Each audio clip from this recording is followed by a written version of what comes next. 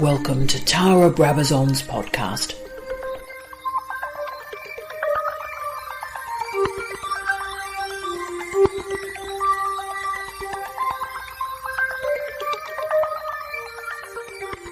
I receive a lot of strange emails. Some request money, sexual favours, or a reference. Thousands, sent from students, have outlined the failures of PhD supervisors. From this dodgy digital pile, one message remains in my memory. A young academic was outraged. He was so outraged that he used capital letters throughout the email. He was offended that I had written an article aimed at prospective PhD students that provided a guide to selecting a supervisor advisor with care, ensuring that expectations, rights and responsibilities are assembled at the start of their enrolment. He was outraged that I focused on students and their right to choose. I had supposedly displaced his capacity to supervise by suggesting that students check academic credentials and expertise. This strange email captures the dense and difficult negotiations of power within PhD supervision. Students have choices. So do supervisors and advisors. The alignment of purpose and priorities is crucial. Too often, this relationship is toxic. Therefore, let's park the outrage and provide 10 maxims to consider as we start or continue as supervisor advisors so that we are authentic, credible, and useful. 1. Just because you have completed a PhD does not mean you can supervise one. Very few academics hold teaching qualifications, particularly outside of the education disciplines. Higher degree supervision too often is based on homology. We supervise as we were supervised. Or, more worryingly, we supervise how we think we were supervised. This strategy has never been effective, as confirmed by PhD attrition rates. As the PhD student cohort diversifies to include more women, Indigenous and First Nation students, rainbow students, scholars of colour, students with disabilities, and a wide span of ages, homology is not only inappropriate, but destructive. My first 18 completions were all students under the age of 25. My next 30 were all over 40. Our students are changing. They will not put up with platitudes, excuses, or comments about the good old days. Experience is not enough. Expertise is required. Enroll in professional development courses. Learn how to supervise. Learn about doctoral studies. It is a burgeoning field of research. Do not assume that we know what we're doing simply because we graduated with a PhD. Simply because we drink milk does not mean we can run a dairy farm. So in no other area of our scholarly life would we generalise from a data set of one. 2. Any academic can meet a PhD student. The skill is enabling the completion and submission of a quality thesis. It is very pleasant to supervise PhD students. They are bright people who work hard and think deeply. Yet these meetings in and of themselves do not ensure a completion or that the research will reach the intellectual level required of a PhD examination. Do you know the intellectual standard required to pass a PhD in your discipline? In other words, can you read a student's close to completed thesis and know that it will pass? Can you locate the line between major and minor corrections, major corrections and a revise and resubmit, and a revise and resubmit, and failure? What disciplines encourage split decisions when examiners disagree? Do you know how the policies, procedures and regulations of your institution shape and frame the PhD thesis that is sent to examiners? How does the digital submission of the thesis transform its preparation and examination? This knowledge is derived from learning about doctoral policies and procedures in your institution, reading a large number of doctoral theses and examination reports, and volunteering as a viva chair or milestone assessor as often as possible. Talking with students over coffee or in a lab is important. Understanding the standard required for a doctoral thesis to pass with minor corrections, that is crucial. 3. Beginnings matter, so work hard in the first year. While the focus of the candidature from the first day must be on the examination, a short and successful enrolment is based on a powerhouse first year. Some of the most dreadful and longest candidatures I have seen have emerged from supervisors, allowing students to wander about, think about their honours, their masters or capstone projects, drink some coffee, amble through some conferences, while also complaining about their lack of progress. The best candidatures begin as if the student is driving in a Grand Prix. Start your engines, hammer to the first corner. It is important that students do not simply redo earlier projects. Find a subject area quickly and then render it discrete, manageable and viable. If students can rapidly determine research questions, even if they are clumsy, then at least they have a focus. A strong first year of enrolment gives students confidence. They can publish early in the project and start to gain meaningful feedback. 4. Assess the student's information literacy in the first month of their enrolment. 2 pathways connect a student and a supervisor. The first involves teaching a student through their undergraduate years, and they continue through to a PhD with you as their supervisor. The second pathway involves students selecting you to supervise their project from outside your courses, outside the university, and perhaps even outside of your country.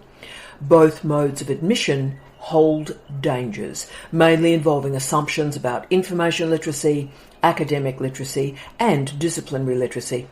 Before my students start their supervision, whether I've known them for years or just begun a teaching and learning relationship, I ensure that they complete a PhD set-up document. This pamphlet, which I've used for every student I have supervised for over 24 years, incorporates all modes of doctorate, including the PhD by prior publication and the artifact and exegesis thesis, and fulfills a diagnostic role. It ensures that the student is thinking about a topic, they verify methodological, epistemological and ontological considerations, and also log their information literacy. For the supervisor, the completed set-up document and subsequent meeting, which I usually schedule for 2 hours, provides the initiation into the doctoral program.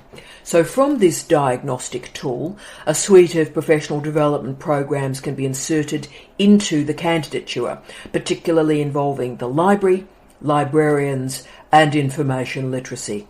From this foundation, literature reviews, systematic reviews, and scoping reviews can emerge, which enable a rapid narrowing of the project and the development of research questions. 5. Assumptions kill doctorates. Students maintain assumptions about a PhD. So do supervisors. If these assumptions are not communicated and managed, then students and supervisors move through the candidature misunderstanding each other. The resultant conversations are hooked into confusion, resentment, bitterness and anger. Statements such as, quote, "It's your PhD," end of quote, and, quote, "Tell me what you want me to do next," end of quote, pepper the enrolment. The setup document and initial meeting replace assumptions with talking points about the rights, responsibilities and roles of supervisors and students. A clear, honest discussion about meeting frequency, feedback, modes of communication and the management of challenges at the start of a candidature not only save time, but reduces the likelihood of changing supervisors through the program and thereby cuts student attrition. 6. The selection of examiners is the single most important moment in a doctoral program. Examination matters to a PhD. Our last stand for quality assurance and excellence in our universities resides in doctoral programs. If we dial a mate and bring friends in to examine, then it's time to close our universities. Standards matter. When I was a Dean of Graduate Research, it was amazing how often I had very senior colleagues attacking me with aggression only seen in extreme cage fighting about the importance of their research partner, grant collaborator, co-author or former student acting as an examiner. The mantra would progress as follows, and yes, this is a direct quotation. Quote, "There are only 3 experts in this field in the world. I am one of them, and I am friends with the other 2. End of quote. In this case, the area with only 3 international experts was, wait for it, body image. Select an examiner who is intensely research active, aligned to the field of the thesis without being so close that the student would be viewed as a threat, and resolutely independent of the supervisor and the institution. I am aware that many systems around the world still use an internal examiner. This must change. The 2 experts in an institution on a specific topic are the supervisors for a student. The internal examiner does not know enough to be a supervisor, but supposedly knows enough to assess the thesis. Wrong. Summon international standards. Select examiners beyond a single university, city or nation. To ensure a strong selection of external examiners, enact a full digital evaluation to ensure that they are research active and a decent person rather than in need of a Snickers bar at the first critique or differing view. Finally, and this is sad to write, select experienced researchers, experienced supervisors, experienced examiners. The toughest examiners are, obviously, the most inexperienced. They have a data set of 1, their own thesis, and they are a genius, obviously. And any thesis they read in those early years after their own submission and examination must be substandard to their own. To shift to the Star Wars universe, find a Yoda examiner rather than one with the impetuous confidence of a young Obi-Wan or Luke Skywalker. 7. Make sure the SOC is obvious, clear and present in the abstract and the introduction and the conclusion. The PhD has one characteristic, a significant original contribution to knowledge. SOC. Without a SOC, a PhD will not pass. Each word is important. Research can be a contribution, but not original. It can be original, but not significant. Supervisor and student must work together to ensure that the SOC is the strong frame for the candidature and the thesis. The earlier a student can ascertain their SOC, the smoother the progression to completion. The SOC is presented in the second sentence of the abstract. Quote, "My significant original contribution to knowledge is ... As supervisors, we need to move the student into the space where they can complete this sentence as early as possible in their enrolment. Examiners are paid very little to assess a thesis. It's hard work. Think about an examiner reading a thesis while drinking a glass of Chianti. Therefore, in every chapter, a student must remind the Chianti-fueled examiner about the purpose of this chapter and how it aligns with the SOC of the thesis. Ensure that the abstract, introduction, conclusion, and every single chapter hooks into the SOC. 8.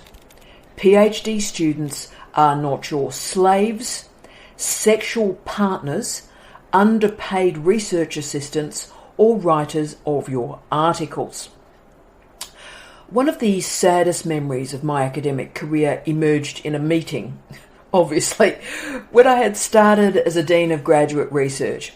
Senior scholars, research heavyweights, were assembled in the room, and very early in the meeting, one of these Mike Tysons described their PhD students as, quote, slaves, end of quote. That was appalling. What was even more chilling was the laughter that erupted in response to this nasty noun. PhD students do not exist to serve or service the supervisor. They are not drawing breath so that they can complete a supervisor's research project or write a supervisor's article. We all know, personally and professionally, shocking stories about supervisors appropriating the work of their students or adding their name to papers in which they had minimal intellectual input. Research codes of conduct around the world, most stemming from the Vancouver Protocol, are creating changes, with institutions and journals demanding transparency and integrity from all authors through the submission process. PhD students need a supervisor to protect, guide, mentor and enable. It is an unequal relationship. Shocking cases have been revealed around the world of the sexual exploitation of students, from sexual harassment to sexual assault. These cases demean all of us as scholars. The standards we walk past are the standards we accept. A PhD candidate is a student, and therefore worthy of respect, care, guidance and clarity in the standards of a professional relationship. 9. Create a strong supervisory team. Most university systems around the world insist on a supervisory team, and that change is welcome. We cannot guarantee that the scholars who start the supervision will remain in place until the examination. A team adds safety and a safety net for the student. Supervisory teams composed of 2 or more colleagues are important. Sometimes the relationships are fraught or non-existent. Many co-supervisors are simply on paper for administrative purposes and not involved in the project. The best relationships involve one of the supervisors using their specific expertise, often in methodology, to enable the creation of a chapter. When that part of the project is completed, they take a step back from the supervision. Supervisors should meet before any student is involved in the process to discuss their expectations, hopes, concerns about the project and the student. How often are meetings held? Who is involved in these meetings? How is feedback to be organised? How are disagreements, scholarly or otherwise, to be resolved? These questions must be answered and agreed before the student is involved in the process. 10. Do not confuse the production of refereed articles with the construction of a thesis.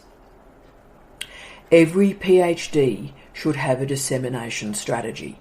Research must be available to ensure citizens and fellow scholars can use it and transform it.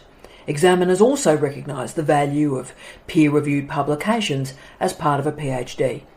Experienced supervisors remember that the best examiners differentiate between the processes of peer reviewing and examination. I have published more than 250 refereed articles. I have graduated from only one PhD. The confusion between publishing articles and examination dumbs down our doctorates. Indeed, it is becoming customary to assume that 3 refereed articles are sufficient in scope, scale and quality to create a successful PhD examination. 3 articles in 3 years would not reach the level required for most of us to be research active as a scholar. Many of us produce between 5 and 10 articles every year. Indeed, the PhD by prior publication, an unusual but burgeoning mode of doctorate, submits a long 20 to 40,000 words contextual statement confirming the significant original contribution to knowledge, followed by a large number of publications, often spanning from 12 to 25 articles. So in terms of quality assurance, how could 3 articles be equivalent to an integrated research project of 100,000 words? Indeed, how could 3 articles be equivalent to the 12 or more publications submitted through a PhD by prior publication. Fine PhDs have been passed without any publications emerging from them. Theses with refereed articles have been subjected to revision and re-examination. Publishing research during a PhD is valuable. It must not be assumed that peer review and examination are equivalent or converge. A final note. Supervising PhD students is a privilege. It is not a right. Doctoral studies and the scholarship of supervision, SOS literature, are revealing how supervisory quality is built through experience, expertise, professional development, and research-led andragogy. Our responsibilities as supervisors are not only to our students, but to our disciplines, to research ethics, and the maintenance of standards. Great PhD students are our future. Great PhD supervisors remain at their service.